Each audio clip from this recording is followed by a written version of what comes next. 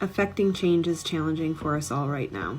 And even greater than this current energy we're all kind of stuck in, which is leaving right now. Good news, good news.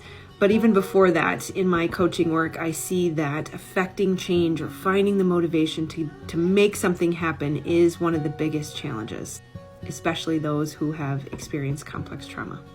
So it can be really helpful to understand, why do we resist change? Certainly complex trauma and the trauma voice and the trauma brain and unhealed trauma in the body will tell us that it's not safe to change. So that's something we have to address first. Use somatic healing therapies like brain spotting, EMDR, or other somatic therapies to heal trauma. But once that's healed, you will find you still have challenges with motivation. So let's look at, why do we resist change? Number one is autonomy, especially if you felt oppressed or you felt a loss of control in your earlier life. You will then be resistant to anyone telling you what you need to do. It is directly connected to that feeling of loss of control where we say, screw you, I'm not going to do what you're telling me to do. And that is the trauma voice. Number three is uncertainty. And even number four, just the fear of making the wrong decision.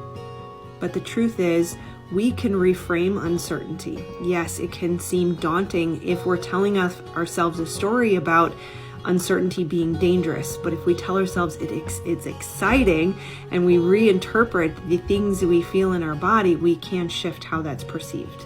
And of course, that means shift how it's felt in the body. When it comes to decision making, a lot of times it is worse to not make a decision. In fact, you can always pivot. You will get stuck in indecision. It is better actually to make the wrong decision and take action on that decision and pivot later if necessary than it is to contemplate the decision and not take action because you're afraid of making the wrong decision. Number five is system overwhelm. I do have a lot more on the list, so we're going to have to make two parts here.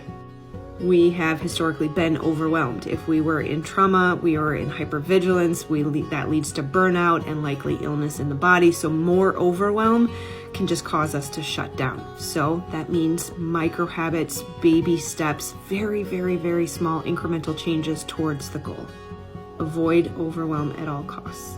Or rather, just take a break and come back later. Number six is saving face. Again, part of the trauma response, people pleasing, fear of what everyone else says. The brain tells us that if other people aren't happy, we're not safe. But again, that's a reframe. We just need to find a new perspective. How someone responds to you says everything about their issues and unhealed wounds, and it says very little about you. Number seven is our belief in ourselves.